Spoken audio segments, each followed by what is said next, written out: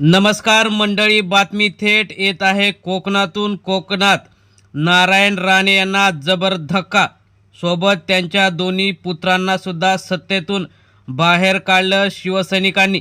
ठाकरेंचे शिलेदार, जिल्हाप्रमुख आणि माजी आमदार असलेले वैभव नाईक यांचा झंझावात सुरूच। 48 जागांसह सत्तेत शिवसेना उद्धव बाळासाहेब ठाकरे पक्ष कोकणातील या महत्त्वाच्या, आर्थिकदृष्ट्या अतिशय संपन्न असलेल्या निवडणुकीमध्ये झालाय सत्ता बदल। उद्धव ठाकरेंचे शिलेदार हे सत्तेत बहुमताने आले। नेमकं काय झालं हे सविस्तर बघण्याअगोदर चॅनलवर जर तुम्ही नवीन असाल तर चॅनल सबस्क्राईब करा आणि रोज नवनवीन राजकीय तथा इतर घडामोडी बघा। आपण सुरुवात करणार आहोत की नेमकं काय झालेलं आहे। राज्यात गेल्या 2 ते 3 महिन्यापासून अनेक वेगवेगळ्या निवडणुका झाल्या। त्यामध्ये जिल्हा परिषद, महानगरपालिका, पंचायत समिती, नगर पंचायत अशा अनेक महत्त्वाच्या निवडणुका पार पडल्या। त्यामध्ये भाजपला चांगलं यश मिळालं। भाजपा राज्यात 1 नंबरवर राहिला। शिंदे गटाला सुद्धा काही जिल्ह्यात यश मिळालं। उद्धव ठाकरे यांना सुद्धा मुंबईत आणि मुंबईच्या आसपासच्या परिसरात चांगलं यश मिळालं।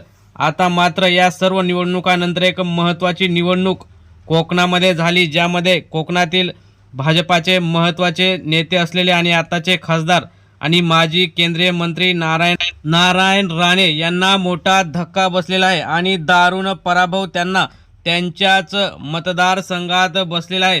सिंधुदुर्ग जिल्ह्यात झालेली ही महत्त्वाची निवडणूक, जी कोकणातील अतिशय महत्त्वाची निवडणूक, ज्याकडे कोकणासहित राज्याचं सुद्धा लक्ष लागलेलं असतं, अशा या महत्त्वाच्या निवडणुकीत ठाकरेंच्या शिलेदारांनी दणदणीत विजय मिळवत 48 जागांवर आपला भगवा झेंडा रोवला। या विजयामागे माजी आमदार आणि जिल्हाप्रमुख वैभव नाईक यांचं नेतृत्व निर्णायक ठरल्याचे मानले जात आहे। तर दुसरीकडे कोकणातील प्रभावी नेते असलेले नारायण राणे यांच्या गटाला केवळ 12 जागांवर समाधान मानावे लागले आहे। परिणामी या महत्त्वाच्या निवडणुकीत ठाकरेंचा गट सत्तेत आला आहे। कोकणातील राजकीय समीकरणांना धक्का बसलेला आहे। कोकण हा परंपरेने व्यक्ती आधारित राजकारणाचा प्रदेश मानला जातो। स्थानिक स्वराज्य संस्था, सहकारी बँका आणि सोसायटीतील सत्ता ही केवळ आर्थिक नव्हे तर राजकीय बळाचाही केंद्रबिंदू असते। अशा परिस्थितीत 48 विरुद्ध 12 असा स्पष्ट फरक हा केवळ विजय नसून एक ठोस राजकीय संदेश मानला जात आहे। या सोसायटीची आर्थिक उलाढाल मोठी असल्याने तिच्या संचालक मंडळावर नियंत्रण मिळवणे म्हणजे स्थानिक पातळीवर प्रभावी पकड करणे होय। त्यामुळे या निकालाकडे संपूर्ण जिल्ह्याचं लक्ष लागलेलं होतं। वैभव नाईक यांचं नेतृत्व ठरलं निर्णायक। माजी आमदार आणि जिल्हाप्रमुख असलेले वैभव नाईक यांनी या निवडणुकीत संघटना बांधणी, सदस्य संपर्क आणि कार्यकर्त्यांची एकजूट यावर विशेष भर दिला आणि 48 जागांवर भगवा झेंडा फडकवला। या निवडणुकीत त्यांनी कार्यकर्त्यांची एकजूट यावर विशेष भर दिला। गावागावात बैठकांचे आयोजन केले। मतदार सदस्यांशी थेट संवाद आणि विकासाभिमुख अजेंडा यामुळे ठाकरेंच्या गटाला स्पष्ट बहुमत मिळाले। नाईक यांनी या विजयाबद्दल प्रतिक्रिया देताना म्हटले आहे की हा विजय केवळ आमचा नाही तर हा विजय कोकणातील सामान्य नागरिकांचा विजय आहे। आर्थिक शिस्त, पारदर्शकता आणि विकास या तत्त्वावर आम्ही पुढे जाऊ। राणे गटाला धक्का बसलेला आहे। कोकणातील प्रभावी नेते नारायण राणे यांच्या गटाने जोरदार प्रचार केला होता, मात्र त्यांना 12 जागांवरच समाधान मानावे लागले।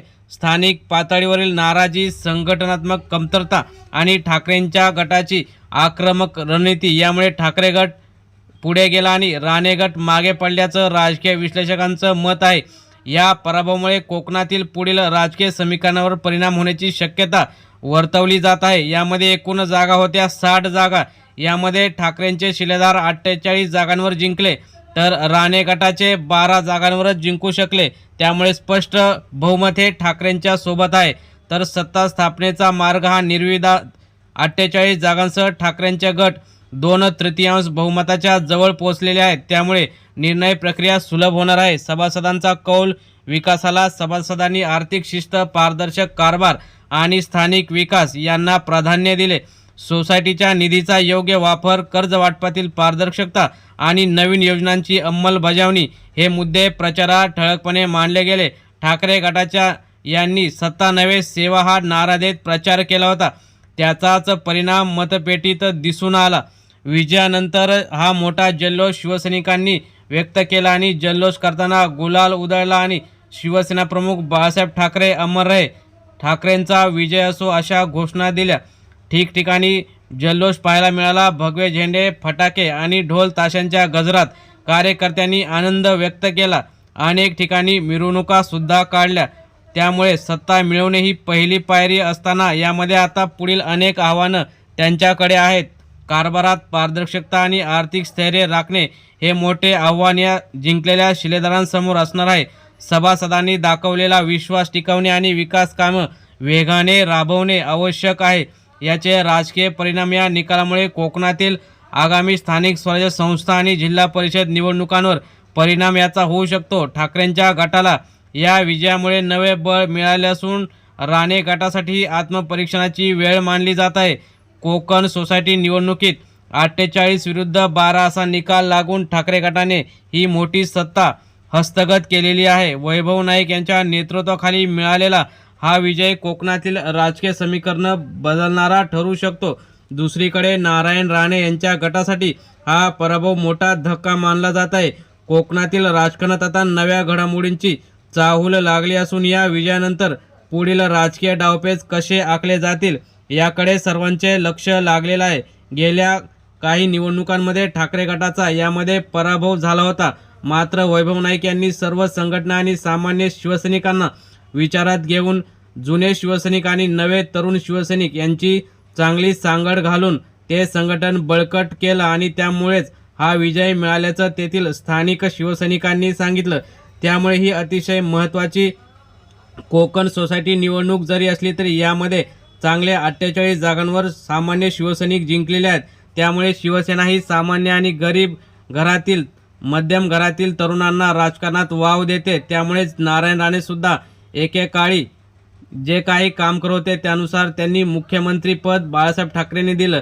म्हणजे शिवसेना जात-पात न पाहता कार्यकर्त्यांना सन्मान देते आणि योग्य वेळ आल्यास योग्य संधी देते.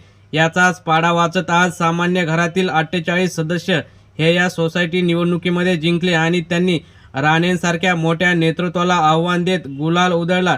त्यासोबत उद्धव ठाकरे यांनी सुद्धा वैभव नाईक यांचं फोन करून कौतुक केलं आणि जे काही जिंकलेले सामान्य शिलेदार शिवसैनिक आहेत त्यांचं सुद्धा अभिनंदन करून पुढील वाटचालीस शुभेच्छा दिल्या. त्यामुळे आता येणाऱ्या या निवडणुकांमध्ये ज्या काही पुढील अनेक ठिकाणी पोटनिवडणुका सुद्धा होणार आहेत त्यामध्ये सुद्धा राणे गटाचा आम्ही असंच पराभव करणार असं वैभव नाईक यांनी सांगितलं.